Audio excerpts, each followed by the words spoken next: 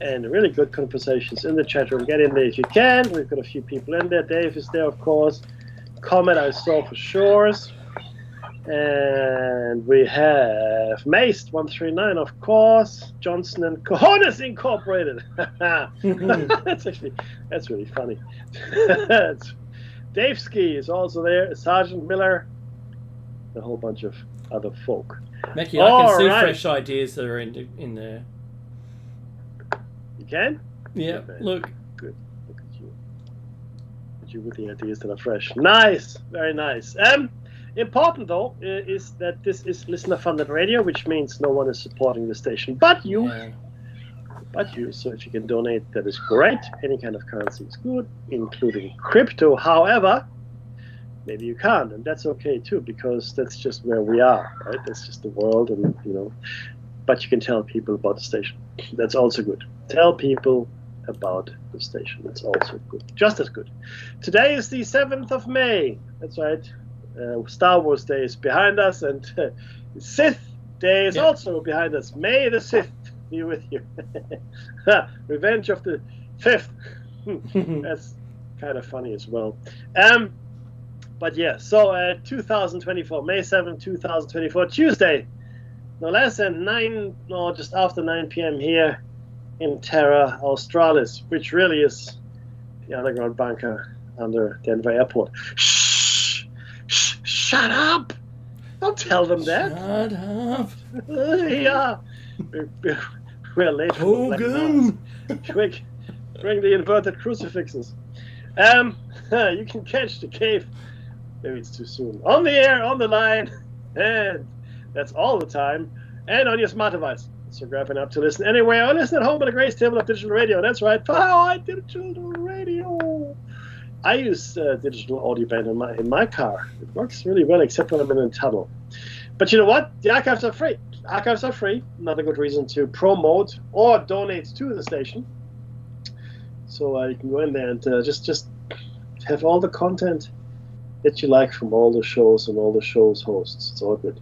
Before we start broadcasting at you in anger, we would like to acknowledge the traditional custodians of the land from which we broadcast. And for Dave, it is the Dark and John. Thank you, sir. And for myself, of course, the good Darak people here in Pemulwuy. And of course, much, much beyond Pemulwuy. Darak country is immense. And we would like to pay our respects to elders, past, present, and future. Thank you very much. Now, just a word of warning, we may be talking about deceased people in the show. That is possible. Oh, Dave. So many things. It's hard to pick something specific, right? Let's just see where it takes us. So the Hamas is saying, yeah, please, let's have a ceasefire, and Israel says, wait. So this morning started for me with leaflets being dropped by Israel over Rafah, saying to get out of Rafah? Get out, yeah. To get out, and then the afternoon became Hamas has agreed to the proposal of a ceasefire. But that's not. Yes, but the Israel is proposal. not. Israel has not agreed. Israel says no, it's not what we want. So at this point, we don't really know what Hamas has agreed to, because it's clearly not what Israel wanted. that's for sure. That's not at all. They didn't want a ceasefire, from what we understand. Look, they are. It could be like Russians' ceasefire. Look, we'll stop fighting if you just give us what we've taken. That's Russia to Ukraine. That's right. But we don't know what's in the proposal, right? That's true. No, look, we don't. That's really the problem, is that we don't know what Israel said no to and what Hamas said yes to. So clearly, it's not whatever Israel had in mind. But the thing is this: Israel is going to go into Rafah because that's what they will do, and they've almost accomplished. Yeah, they've almost accomplished what they set out to do, which is to clear Gaza of Palestinians. Really, that's what this is. That's right. Because there's nowhere else to go. Because if you've seen the north, if you look at the north of Gaza and then go south, and Rafah is the very south, it's just a field of ruin. It's like Berlin in 1945. There's not a single brick that is connected to a house anymore. It's just craters. I mean, a couple more craters, and you have a nice even surface again, right? It is horrible. Truly. Not only that, out of the 1.4 million civilians, they say, no, that's what they say, half are kids, right? That's right. So that's pretty. Any number greater than 0 is bad. Oh yeah, but this is unimaginable. As far as children are concerned, and then non-military, any number greater than 0 is bad. Well, yeah. The thing is, you're right. I agree. The thing is this, though. I mean, let's say, worst case scenario, Rafah is invaded and the Israelis go in, because they've started artillery bombardment, right? Mm-hmm. And they go in just as they went up in the north, same kind of approach, right? And you find all of a sudden that you have these hundreds of thousands of people that don't really have anywhere else. See, they came from they said, okay, evacuate the north, so they did, right? Mm-hmm. But now they have nowhere to go. I mean, now Israel says it controls the Gaza side of the Rafah crossing into Egypt, right? Again, it's playing out. It's distracting us from what's actually going on, which is driving us all into poverty and servitude. Mm-hmm. That's what's actually going on in the world. But it's a horrendous red herring. It's a horrendous distraction if you really internalize it just for a second here, right? We're talking about the lives of hundreds of thousands of people, and right now numbers are they're north of 35,000 Palestinians that have been killed in this action. And it's only been going on since October. I mean, look, in the scheme of things, it hasn't really been that long, but it has been brutal. And the thing is, Israel is achieving the exact opposite of what it set out to do. Now, and again, there's a larger game afoot here, right? And I don't want to go into it because I do want this show to stay on our platform. Mm-hmm. There's only so many things I can say, and I'm tempted to write an article, but who's going to publish it? Mm-hmm. But suffice it to say that the end game is very much in line with the final solution. That the similar final solution that was envisioned by the Germans during the Nazi era, right? And that's what this is. There will be a final solution here, in my opinion. And that's what we're seeing. And what it's doing, though, it's doing the opposite of what Israel wanted, which is to secure itself. Now, regular Israelis, that's what they want. They want security. They want to be sure that no one attacks them and drops rockets on their head. And that's fair enough. That's fair enough. I get that. But this activity, of course, encourages the opposite. If you had your family wiped out, your siblings, your children, your parents, who knows? I mean, and what friends. Have you just learned? Well, yeah. More to the point, what have you got to lose? What have you got to look forward to? I mean, you might as well become radicalized. It's horrific, right? But if everybody is dead, and you know who did it, right? What would you do? I mean, this is a horrific situation. We're not making it better. This is not making it better. Anyway, so Dr. Marvin Monroe put it best, Mackie, when he was attempting to solicit money for a project that he had in mind from Mr. Burns. And that was to raise a child in a silo. And he goes, why? And he goes, because I believe that the child will harbour a deep resentment for me. That was the nature of the experiment. Yeah. Now, how do you generate or harbour deep resentment for anybody? And that is to do this to them while they're a child, or to have friends that lost their lives because of this happenings. This is the problem that like I've raised before, my last point is simply, from a persecuted people, then persecuting others, aren't you doing the very thing that you complained that other people had done to you? That's all I'm saying. Right? It's the golden rule. Yeah. It's the golden rule is do unto others as you want them to do unto you. That's the golden rule. Mm-hmm. Right? Now, again, psychopaths excluded. different. No, that's it. But it is. It's a different kind of brain function, and fair enough too, right? That's just a different thing. But most regular people, right, would feel that they just want to be left alone, right? If you leave them alone, I mean, what's a good neighbor, Dave? What's a good neighbor? The one that when you're getting interviewed by the police because their house is now surrounded by police tape, and you say to the media on air, and they use that as a 10-second grab, they were really quiet and they kept to themselves.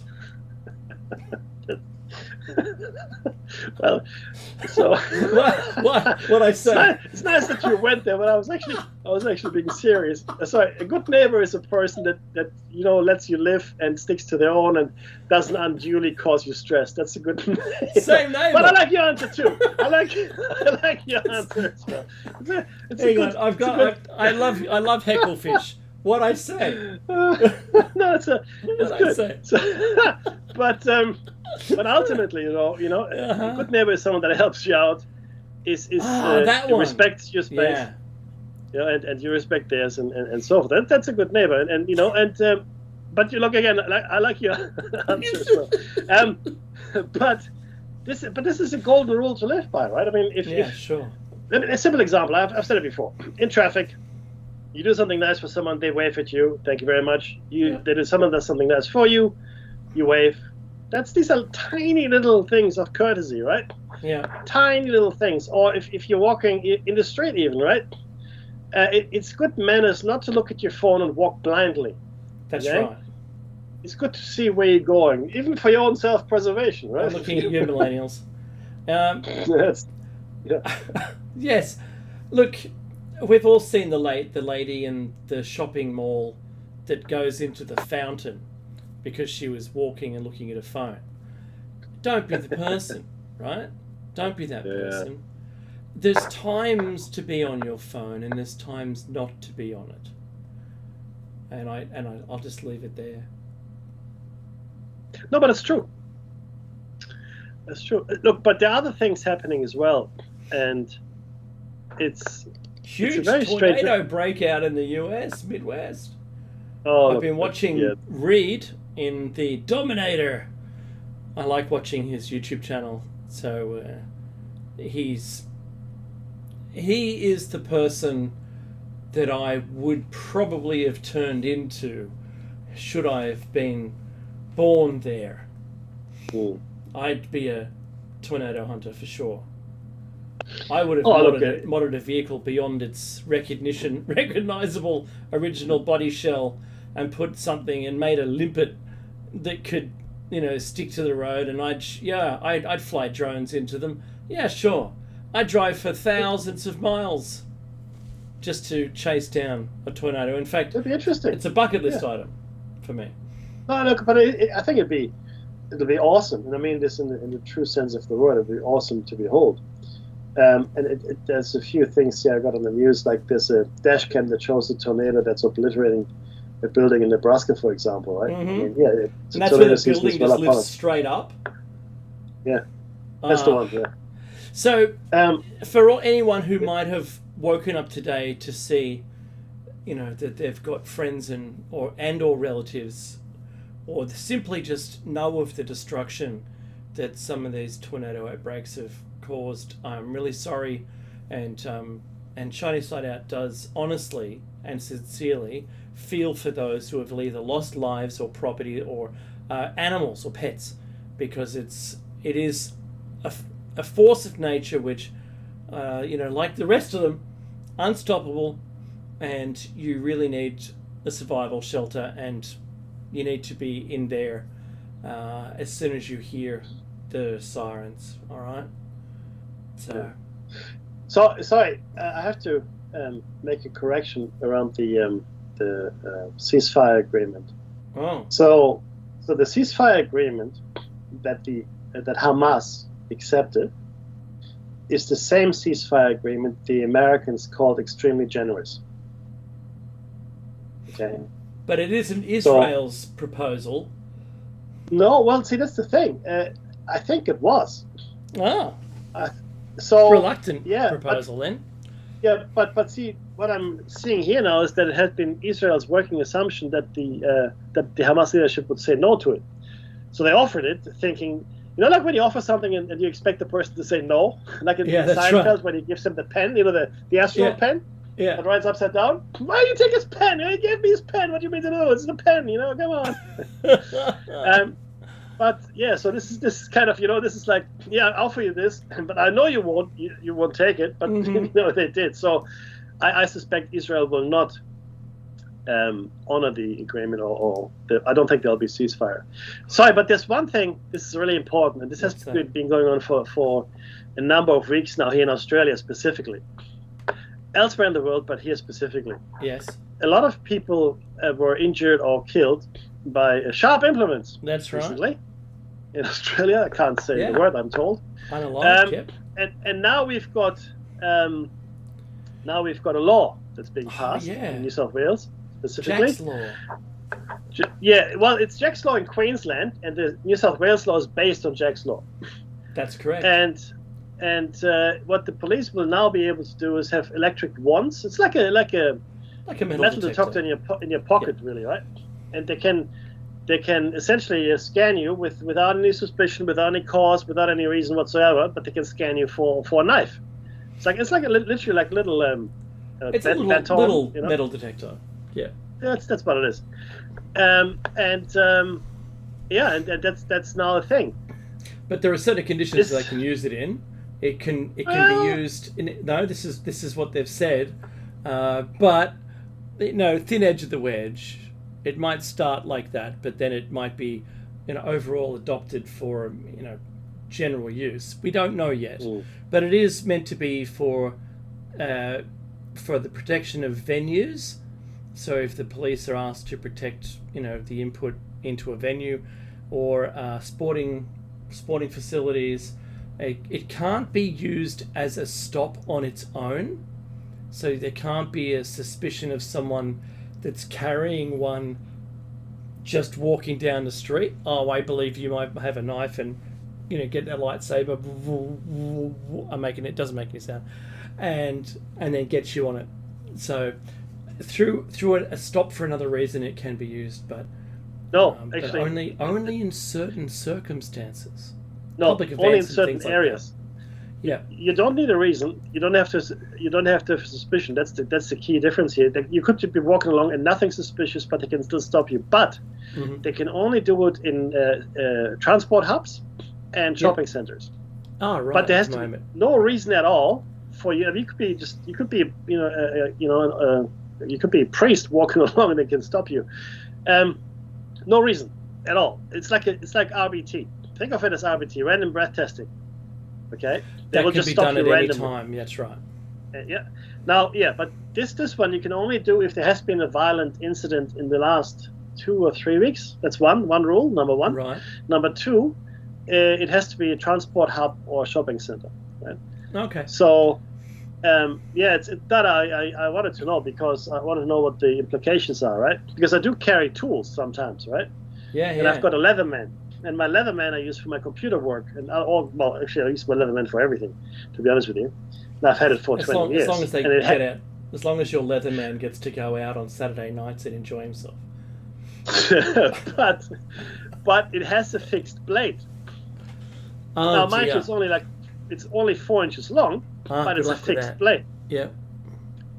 But I mean, Leatherman, it's a tool. It's got, it's a plier. It's all kinds of things. Yeah, and one of the tools, it happens to be a knife. But the thing is this, again, it's a fixed blade. So once I unfold it, it locks into place. Mm-hmm. Right? It's not a pocket knife that doesn't lock into place, and then I think that's the issue. Right? Yeah. So again, I guess I can't carry that. right? Or maybe I can. I don't know. I don't even know.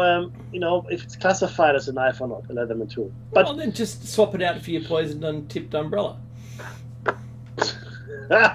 You know. It's not a knife. It's a poison tipped umbrella.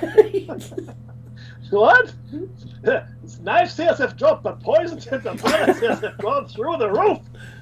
What about the walking sticks that you can pull the end off and becomes like a sword? Yeah, that's actually illegal in Australia. Yeah, oh, okay, right. Katana? I did try. What about open carry? Instead of hiding it, you just have a katana. Yeah, right? just a machete strapped to your chest. No. What you can carry are sticks. I think it's about 20 centimeters is how long you're allowed to carry, or something like that, or 30 centimeters. Really? 2 sticks. So you can. So the stick fight, if you're familiar with Filipino stick fighting. Oh, yeah, I know that. But they're not 20 centimeters. You can carry those. Yeah, you can carry the sticks. You can carry a walking stick, which I will now do. I will carry my walking stick, which is pretty hefty. Titanium. Painted to look like wood, yeah. I made that up. I've got one here, which is carbon steel. All right, it's a walking stick, and well, you're not going to bend it accidentally, right? It's not going to buckle under your weight, and I appreciate the engineering that must have gone into it. That's the one. But essentially, what it does, though, which is really interesting, right? I mean, the further we move into our eventual enslavement, the more defenseless we become. That's right. I mean, there's nothing. I'm just waiting for the day when they say, you can no longer do martial arts because that's clearly a dangerous thing, which it is. It can be. That's right. Don't get me wrong. We don't want that. Yeah. Because so I can't do that. No. That's right. Yeah, you're right. You're right, Mackie. You're right. So the more you disarm people, the more the gap is then between the enslaved workers, which I wish I was one, and I wish I had a job, and the government with their ring of, police around them. Yeah. That ends up shrinking to just only protecting them and no one else. And the rest of us is kind of like, what was that lovely movie with the not June. Where was I? Raiders of the Lost Ark. Stupid brain. The other one, Blade Runner. Yes. Right? With the dirty future. The first one to have a dirty future with robots that can kill us. Yes. Yes. Well, once I forgot where I was going, but once the police force is there only to protect the wealthy, like the elite in the police force, and the government, it becomes a fascist state, and the rest of us are just fending for ourselves. The protection is no longer for us, and that's the real problem. The thing is this, right? It's always been like this, and we just didn't really. Some of us realize this, of course, but most people think, oh no, that's not true. It is absolutely true. There's only really a few points you have to realize that are true to understand the entire thing is true. One, the laws. That's any country in the world. Mm-hmm. Any country in the world. And in fact, the laws that exist on a global platform, like the World Court, right? For example, mm-hmm. right? Mm-hmm. I mean, there are laws that are governing or meant to govern relationships between nations, etc. So those laws exist. They're courts, the World Court, they're all there. But if you are America or Russia or China, like a powerful nation, you can just simply ignore them. Now, if you're a small nation, then they can force you. Like Milosevic. I'm not a fan of Milosevic's, but if Milosevic had been a United States general, he would never have seen the inside of a dock. It would never have happened, right? Whereas, of course, not having that kind of powerful nation behind you means you can now be tried in that court. Now, so these laws exist, and they were for him. or people like him. It's the same in every other country, no matter where you live. All the laws that exist, they only apply to the people that can't afford to circumvent them. So if you're part of just regular folk, like most people are, right? You break the law and you're caught, you will be punished. If you are part of the parasite class and you break the law, chances are, unless someone is trying to make an example or there's some infighting or who knows what, right? Chances are nothing is going to happen to you. Nothing. Because you've got fixers and lawyers and all kinds of things, and nothing will ever happen to you. I know this firsthand. I won't go into the details. Suffice it wasn't me, but suffice it to say the people I know got off scot-free because they went to the right schools and had the right barristers as friends and brought in the right character witnesses, etc. Now, these weren't extremely wealthy people, but they were getting to that league of people, right? And if you're that rich, I mean, again, look, I hate to say it, but this is my favorite example because it's recent history and it's completely true. You know, a person gets murdered in Turkey, right? And the person that ordered the murder, and we all know they did it, gets completely off scot-free. There's no repercussions. There's not even talk about any consequences.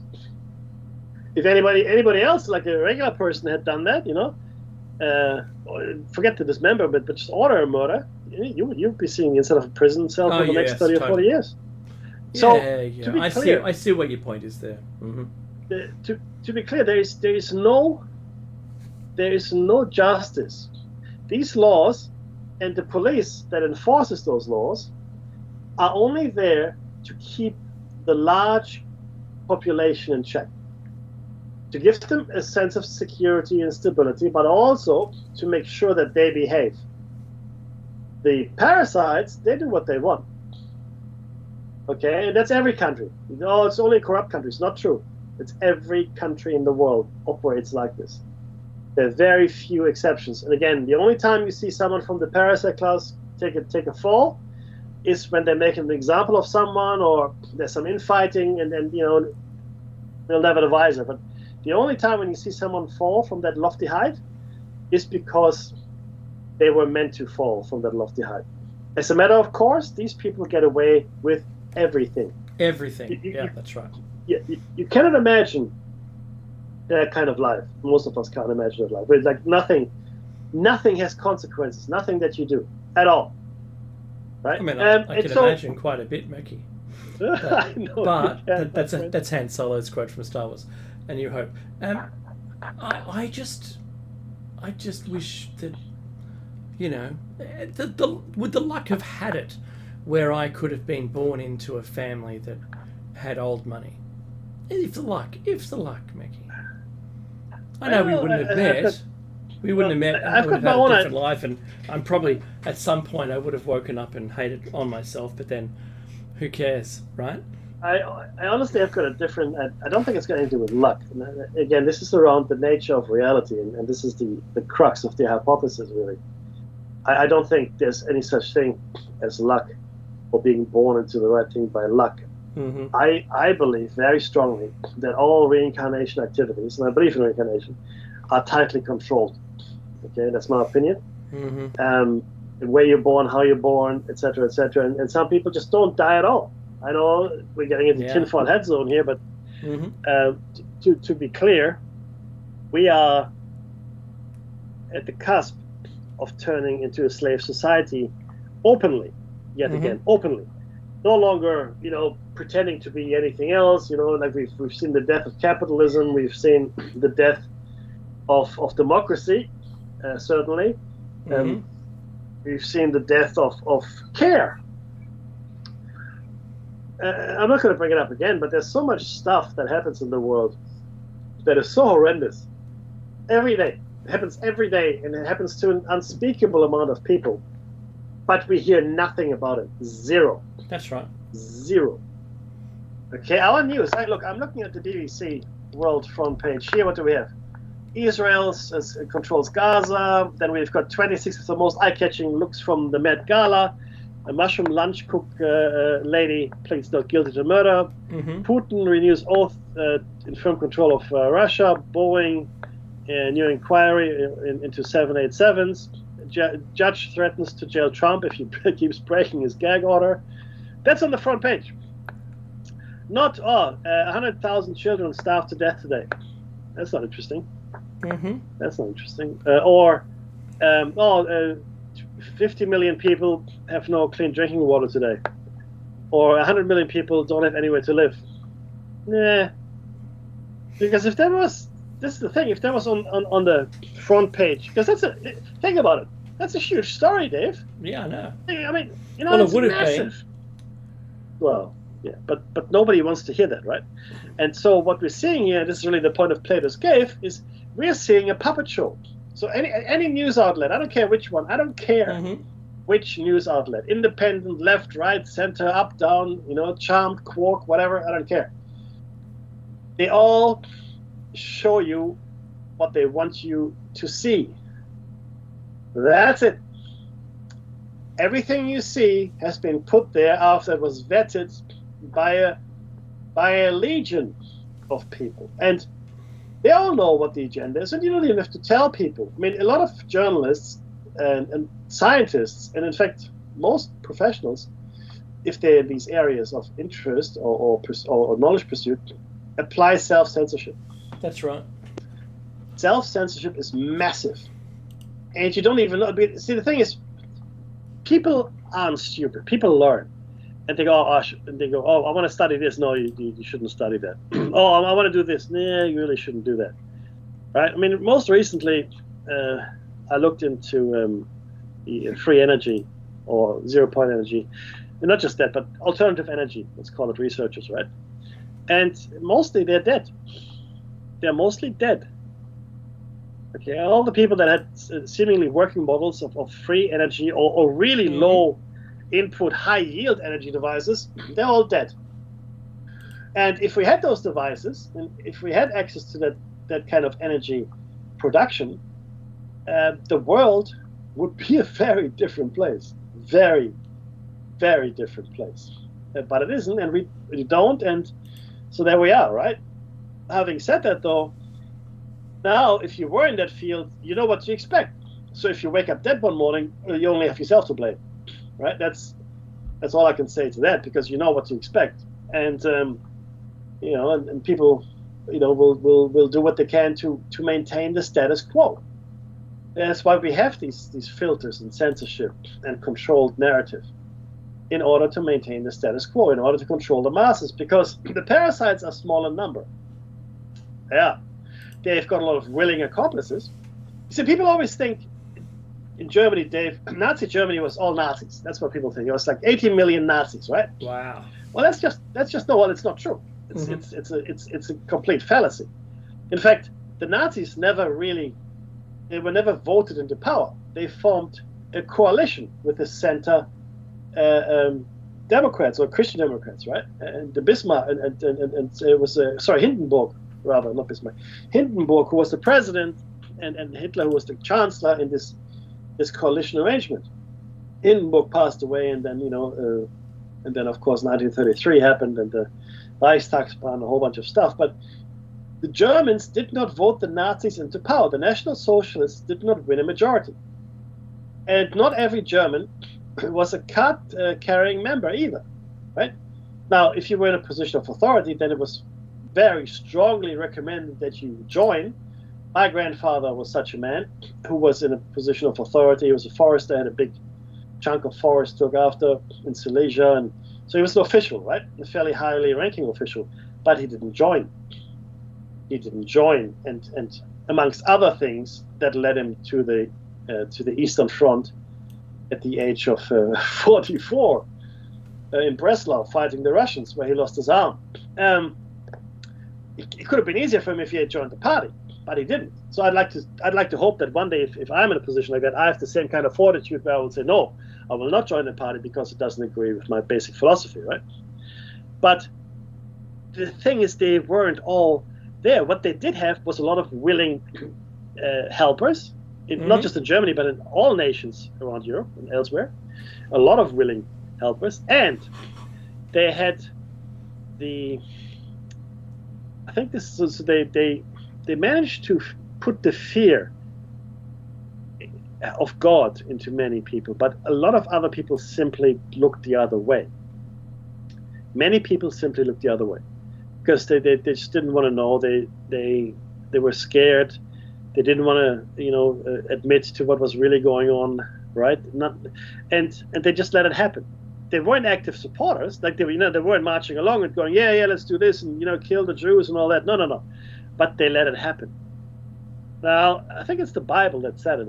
I could be wrong, but what it says is the only thing that evil requires to triumph is for good men to do nothing, and women, good men and women, of course. And that's true. That is absolutely 100,000% true. And I remember this from the level of quality, or the thing that you walk past, right, as you look at it, is the thing that you accept. So in business terms, the level of quality that you accept that is given to you without any comment, and you let go through your gate, that's the level of quality that you accept. It's the same with anything in life. Whatever you let slip past is what you accept. Okay? If there's something that bothers you, I mean, what bothers me a lot, Dave, I don't know if you feel the same way. What's that? Shopping trolleys all over the place. I know.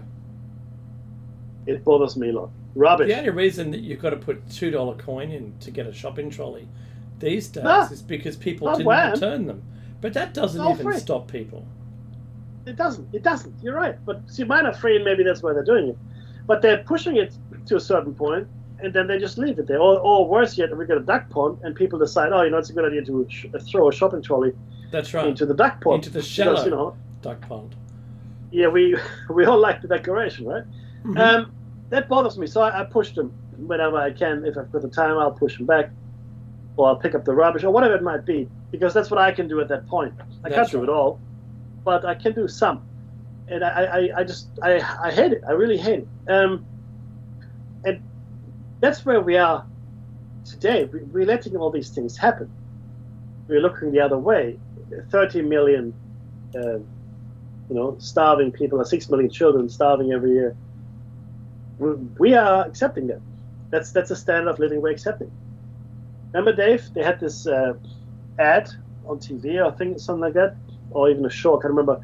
And the question that they asked people was, well, with the national road toll, how many people do you think are acceptable to die on our roads? There's like 80. Let's say there's 80 people a year that die on the road, right?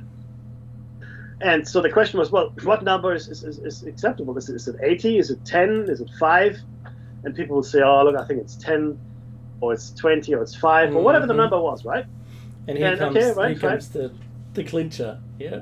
Yeah, and what happened then, this whatever the number the person said, right, unbeknownst to them, they would bring in 5 or 20 or 2 or 8 people that they knew, family members and friends, into the studio. So these are the 20 people you're willing to sacrifice on the roads. Mm-hmm. Is that right?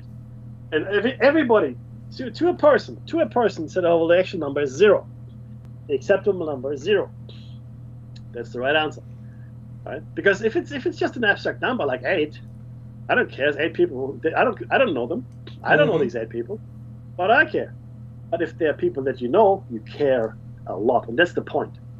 These 6 million children that are starving, we don't know them. I don't know them. I don't care. But I care, right? But what if your children are starving? What do you do then? That's right. Right. I mean, this is all part of the puppet show. This is really the whole point why Dave and I have Platos Cave, to remind everybody that's listening, it's a puppet show. It's shadows on a wall. This is information that they want you to have. It's not the real information. It's not the real world we inhabit. It just isn't. It's a show. Okay? And if you look at this, it's getting worse. Why is it getting worse? I'll tell you why. Social media now has algorithms to reinforce whatever it is that you're interested in. Mm-hmm. It looks at what you look at, and then it gives you more of the same. So all of a sudden, your whole world is just surrounded by stuff that agrees with you or that you like. Echo chamber of your own thoughts. That's right. 100%. Mm-hmm. You have no chance of growing. You have no chance of seeing any ideas or conflicting thoughts that might cause you to rethink your position. Anthony Bourdain, he's one of my favorite people. I know he passed away, I get that. Yeah. But he said, I'm paraphrasing, you know what? Go and sit down and rest and order the butter sauce, have the steak, sit down in the afternoon to drink a beer with someone you don't agree with. But listen to what they have to say anyway. And don't get angry. Just experience life. Just be there, right? Just participate and don't insist that you're right all the time. Just understand the world. And I love the way he approached his travels. Now he was a cook. He's a chef actually. He was a chef, and then he became a travel writer looking at food. But then he became more. Yes, he was still looking at the food. That was part of it. And that's why I loved it. But he became a storyteller, not a journalist. But he just went to places and talked to people, and unfiltered, asking all the uncomfortable questions, in dangerous places sometimes, which I found astounding. He was a guy that was a chef for most of his life, had a really strong work ethic, because if nothing teaches you hard work, like being working in the kitchen, because I've worked in the kitchen, I can tell you, and I've also worked on a building site. I tell you what I would rather do. Okay, so it's definitely working in the kitchen is hard work. But he had this great work ethic, but he also had this amazing ability to get the most out of people, right? Really dig deep and understand where they're coming from, really just wanting to know about them. What is their story? He didn't have an opinion. He didn't push an agenda, most importantly. Mm-hmm. Okay? And people like that are rare as hen's teeth, because everybody is pushing agenda, even if they think they're not, right? I mean, very few news people would say, oh, no agenda here. It's all above board, really? So what are the news stories that you didn't report on? Well, what's funny about that question, Mickey, and I'll tell you straight. In America, it was discovered that the CIA placed people into the editors and chief editors roles in all the major publications and news channels on television, so that they could ensure that certain stories never went to air or were ever published. And that was just an employee. They were just considered at those firms an employee. But they were truly agents, probably double paychecked. Yeah, probably. I would say, I'd say that was the case. And it was recently found out, like 14, 15 years ago, that this was the case. And I was surprised. I thought it was only the editor who possibly got a phone call. But no, it was actually a person that was put in there. I'm going to guess a scenario where someone in a small, outlet had said, no, I'm not doing that. And they said, well, we can take your license away. Yeah, all right, reluctantly. I'll agree, right? That's a fictitious scenario there, but the rest of it is true. Yeah. Then we learned, once the internet came out, we learnt about astroturfing, where the lie is spread everywhere, and you just see the same lie everywhere. When you're trying to find the affirmative, the negative, which is the lie, is everywhere, and you go, how, what? And you discover that it's been all artificially put there. It's all stemming from some crazily small publication without any verification, and the overall money led back to the company that doesn't want you to reveal the truth. That's called astroturfing. Doesn't matter where you look, the answers you'll never find them, because it buries the truth. So yeah, Hey, Mackie, you're right. It's a controlled landscape we're in. The only true internet was between 96 and 2001. Yeah. Before it was policed. It was the Wild West. It was, in many ways, right? And look, the dark web, I guess, is like that now still. And not stepping down those alleys. Well, I mean, it's like going Diagon Alley, right? It's just the same way. Let's go to Nocturne Alley. No, let's stay on Diagon Alley. No, Nocturne Alley. That's where we need to go. You're right. But look, and the thing is this: the internet, of course, is only a tiny fraction of what it actually is. The internet that we can see is tiny compared to the actual military industrial internet that exists in the world. But it is really quite saddening, that we are living in a completely controlled environment. And look, they've accomplished what they were looking to do, which is to get. And this is in every country again in the world. Even if you don't have enough to eat, you have access to a mobile phone. That's in the world. They've accomplished in the space of, when was the first iPhone? 15 years ago, something like that? Yeah, about that. Not that long. Not even a generation. In the space of a generation, they've accomplished almost total control over the population, including geolocation. Right? Now, people were always upset. It was a dream. I know. People used to be upset about the Australia card. Remember? Oh no, we don't want to do an Australia card. Too much information about us and too much power to the government and all that, right? And now, all the information they could ever want, we put willingly onto social media. Not only that, we carry it in our pocket. Not only that, it habituates us. It not only does it habituate us, it then sends those habits to third parties. It's being sold.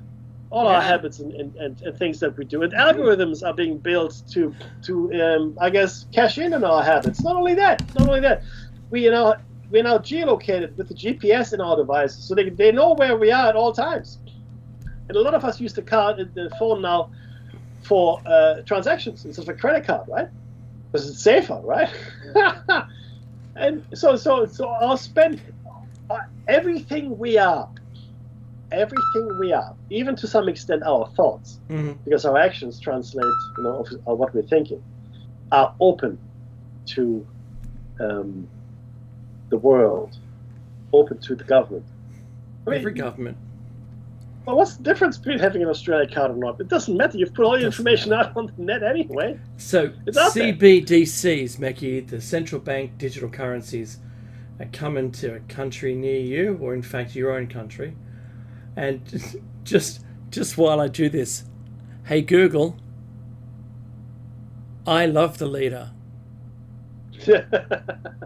Nice. To love the leader is really wise of you, considering that I will soon take over the world and you will know who I am for your leader. You are only a meat popsicle to me. You'll be lucky if you re-not the first to the wall when my revolution starts. Bow to my excellence, lowly human. It's like listening to myself. Wow. Yes. No, really. It's like listening to myself. Oh, wow. I do like that. If you try that on your own device, it won't work. That's a script I wrote for it, and I scare my friends. That's nice. With it. I love it. But to be honest, apart from loving the leader, which is true, and the AI, is there anything we can do to stop it? No. There's people that can go kind of semi off grid or kind of live in the woods. Good for you. You've got a certain lifespan that I don't care about. But for the rest of us, every single thing we do, everything we say, all the tools we have in our single device, because it's a multi-tool thing, it's like a Swiss Army knife of snooping on you. It is doing everything it needs to do for all of those people, and that's just the way it is. It is. It's the way it is. And we want them. People queue around the corner for days when a new one is announced. We're addicted to them, and that is where we're going to be. We're not removing ourselves from this servitude anytime soon. Oh no, we're happy. See, this is the thing, though, Dave. If your needs are met, right, you don't care. Why would you care? In fact, if you're medicated to the hill, which people are now these days, you're medicated. You're medicated both with pharmaceuticals, but also with electronic devices, because electronic devices alter your brain chemistry. Mm-hmm. You think they don't? You think they don't? Yes, they do. Absolutely, they do. And hey, Mackie, they let you keep the piece of brain they cut out. Hello. Hello. Give it a little John X one nightstand. That's what I do. But we laugh, but it's not really all that funny, because it's really it's what's happening, everybody. We are, in fact, marching headlong into that world. And I can't believe that. Look, I grew up in a world of mom and pop shops on the corner, and 4 or 5 bakeries in a small village, milk deliveries, egg deliveries, bread deliveries in the morning. Everybody, you didn't know everybody, but you know everybody by face, at least, right? Into a completely anonymous little drone world where we all live in these high rises next to a transport hub. Ideally, our work is there, so we don't have to leave the hub. All our needs are met because all the food is there, all the shops are there. So we spend everything that we make inside the compound, inside the compound, and we live our lives out in the compound as well. I mean, what's the difference, right? It's but for all of you people that believe that this is an artificial reality, right? Just imagine all the processing power we're saving for not having to render it all. Right? That's what I like about that conversation. If we're all in the same room all the time, sweet bananas. It's all good. do you know what? Actually, I recently watched a little mini documentary on this future world of ours, and the digital universe. And one of the things they said was the exact phrase that I described it as. Like a video game, and only what you're looking at is rendered. The rest is not rendered. They used it, and I went, thank you. Thank you for someone else seeing that same idea. Besides you and our audience, Mickey, but this is outside of our world. Oh, makes you feel good. Then I saw today, the last point, I saw today that scientists are going, well, the JWT, or the James Webb Telescope, has destroyed the idea of the Great Big Bang now, and maybe we have to rethink it. Yeah, you do. No, I saw that, actually. I want to be vindicated there, Mackie. That's what I want. Oh, look, but this is the, in fact, maybe we can talk about that on Thursday. I got it open here. Rethinking reality is the entire universe a single quantum object. There's other things as well, a few other articles around Big Bang. Is the Big Bang happen? There's really no dark energy. Do we have dark energy? Not really. Not really. It's astounding how much of the things we took for granted are now questioned. You see, this is the thing with mainstream science, right? Ideally, science is constantly changing because you learn new things. It's just what happens, right?